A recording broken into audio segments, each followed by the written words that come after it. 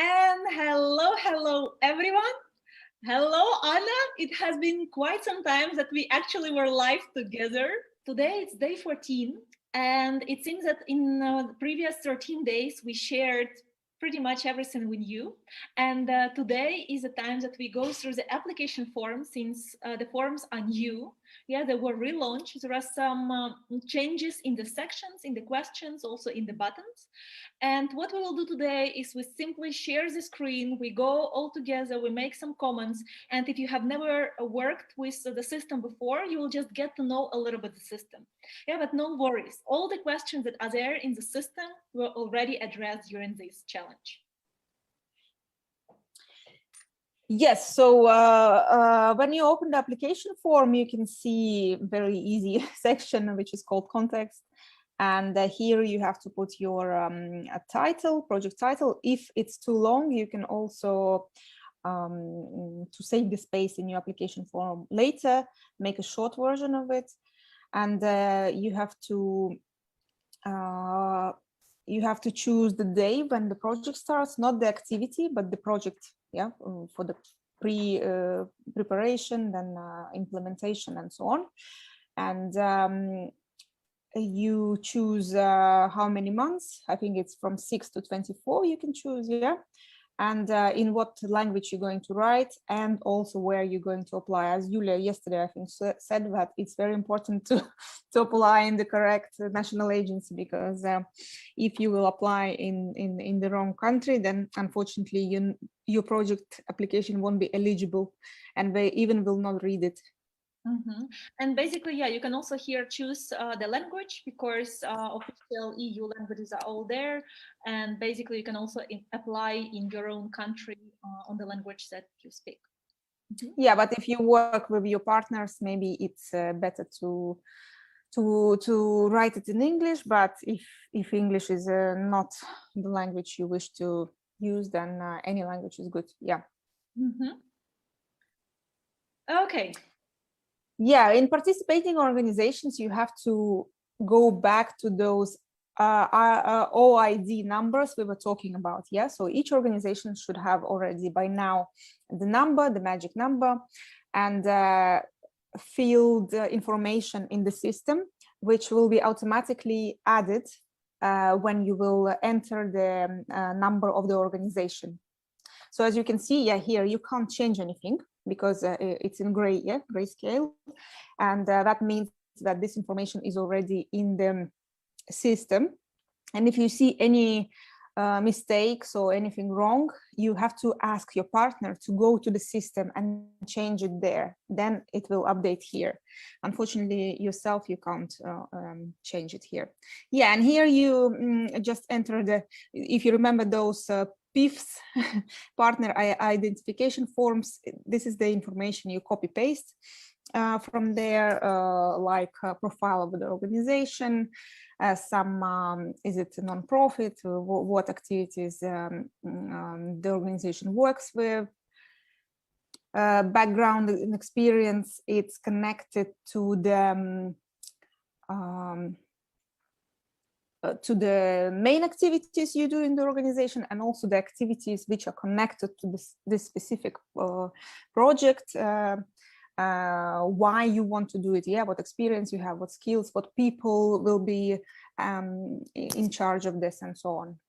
Mm-hmm. Yeah, guys, so basically pretty simple. You put it for your applicant organization, and then of course, like, you add it for each of your partners. Take into account that it takes quite some time. Yeah, so don't leave it for the last moment, like, hey, there is half an hour and we can do it all. No, sometimes it needs a little bit of editing, a little bit of sharpening, so take some time for it. Yeah, and also you will add here people. It is suggested to have 2 different people, one legal and one contact person, and it's very important to put the legal representative of your organization who has a right to sign the papers, because we had in the past this kind of issue, yeah. If it's not the correct person, then you can't sign the agreement with the national agency. So it's very important that it's the member of the board who has the rights and so on. And the contact person can be anyone who is in charge of this project. Yeah, very easy. Yeah, mainly information from your partners.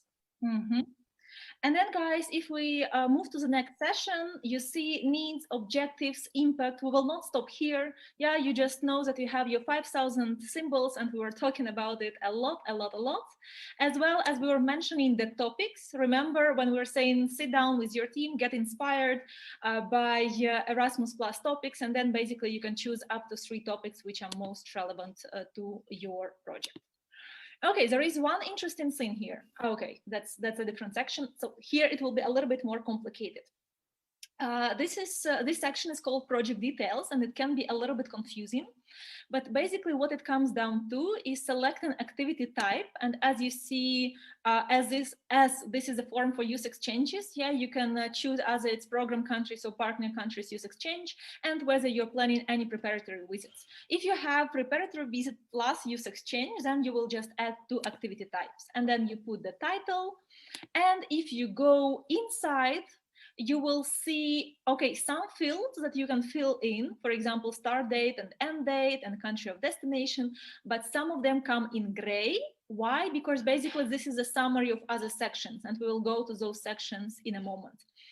And there is more information about the activity itself and what are the elements, and basically who are your participants, the background of participants, and so on and so forth, what learning outcomes and competences they will develop. So no worries, again, we discussed it all. Yeah, if you don't remember, just go through previous posts, check your notes, check your drafts, and for sure you will find information there. But what else is here? Yeah, under each activity you have flows, and basically flow is a country group or national group that is going to participate. And then basically you can add as many flows as partners you have. So let me say if we put group number 1 and it's Greece, yeah, and then we say, okay, there will be a group from Greece traveling to Bulgaria and to the venue of Ravnogor, and there is a start date and end date. We also include green travel, because for Greece it's very suitable, it's a neighboring country, and we can include up to 2 travel days. And after we say the total number of participants, if we have accompanying people, usually it comes with people with disabilities, we will not have 1 group leader, and there won't be any facilitators. Yeah, and basically, guys, you can add flow 1, flow 2, and so on and so forth. There are a couple more questions for distant band. Okay, and for fewer opportunities. So let me also guide you through it. So as you see, there is a distant band, yeah, and here you can see different distances. So there is even a link here to simplify it for you. It's a link to distance calculator, and if you put the city of where your partner organization is established and the venue of the project. So meaning if you make it in Ravnogor, it won't be to Sofia, it will be to Ravnogor. It will give you the number of kilometers. Don't estimate it through other systems, use distance calculator, because it can vary from just, for example, Google Maps. And as soon as you know the distance, you just choose a relevant scale. And I already know that for Greece, it's between 500 and 2,000 kilometers, and the system will calculate the rest. Again, organizational support comes automatically. You see, you don't have to do here anything, and it will be based on the number of participants you said before. Inclusion support. Yeah, if you remember, we were talking about young people with fewer opportunities, and let me say that you said it will be 50% from each country. So if you have 6 participants in total, here you will put 3, and again the system will automatically calculate the rest. I cannot put here 3 because there wasn't 6 before. Yeah, there was just an example of 2 participants. Okay, and there is a category of exceptional costs, and here basically you need to introduce numbers. Yeah, the calculation, the system will not automatically calculate, and exceptional costs can cover such things, for example, as vaccinations, as tests, as Anna, help me out, exceptional costs. There will also be, I think, here, yeah, a long distance traveling. So if you have participants from far away, you can also... Visas, did you mention? Yeah, the visas, if you need to go to the visa or embassy or consular section out of your town, you can also add the travel tickets to the embassy and back. Anything connected to the posting, something, documents and so on. Yeah, all this. Yeah, all these categories come there. So basically, when you fill in the budget, that's it for the country. Yeah, and then you will have, you saw only flow 1, you will add flow 2, 3, 4, 5, 6, and eventually the system will also give you budget summary. Again, yeah, these numbers, don't pay attention to these numbers because I just randomly put before participants and so on and so forth. Yeah, so one thing to know, yeah, is that you need to operate, yeah, with this navigation. If you go one by one, yeah, you will see that it's very easy. And also, if you see this red across, it means that something is missing and your application is not complete. So search for green buttons and make sure that every time you fill in, you have this green tick. Okay, we go to project design, and there is only one thing that I want to stop here.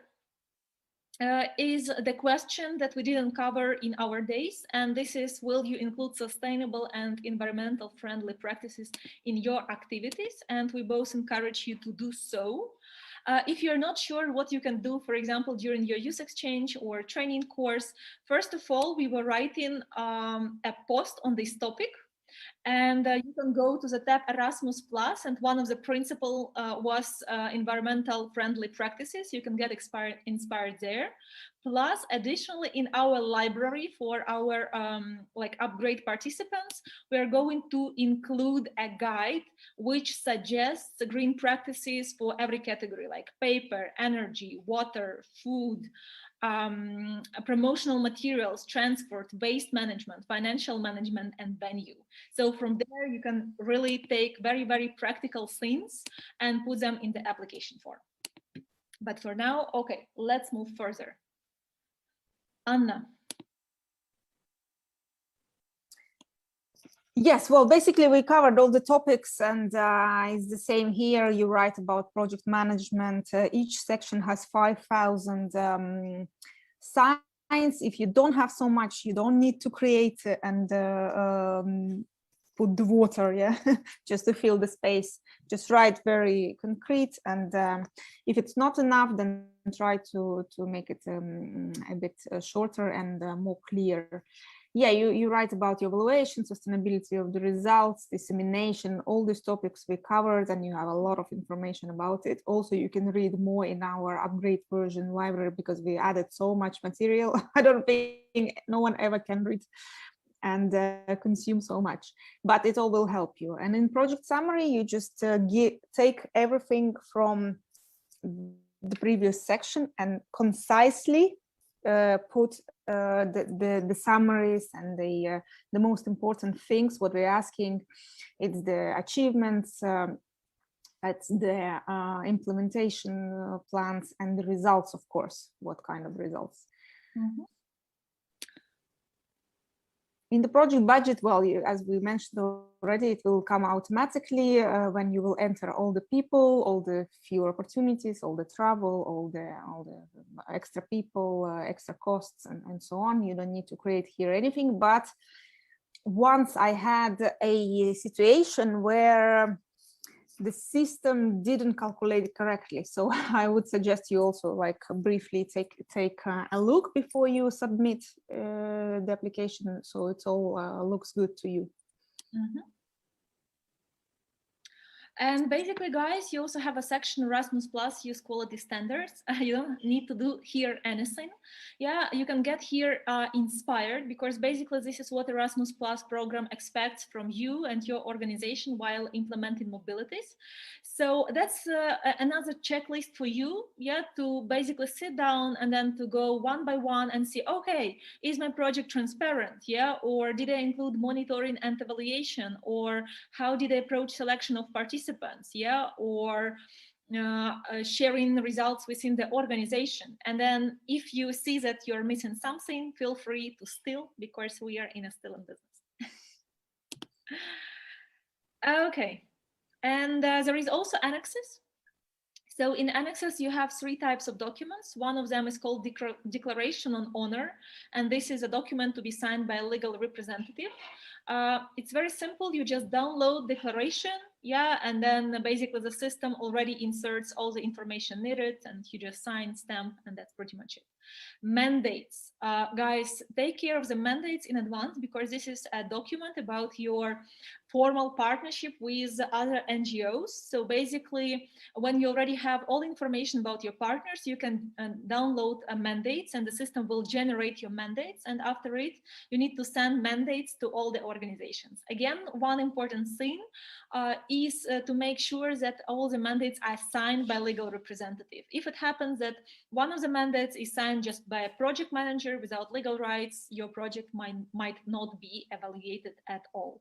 Also, another important thing is that a declaration on honor is the last thing to sign. So take care that, okay, first all the mandates are signed and the date is prior to declaration on honor, because basically in declaration on honor, you say that all the information that we stated is truthful and correct. And we were discussing timetable with you. Once again, yeah, check this template, download it and start filling it, this template. Yeah, don't take templates from previous years. Could be that there is no difference, could be there is minor difference. Like, I mean, don't risk it. Just go here and download and afterwards attach. They also give space for some other documents. We normally don't attach any other documents, but there are certain projects that might require, or sometimes national agencies prefer to have more documents. And if you know about such requirements, just attach them here. Anna, tell us about the last 3.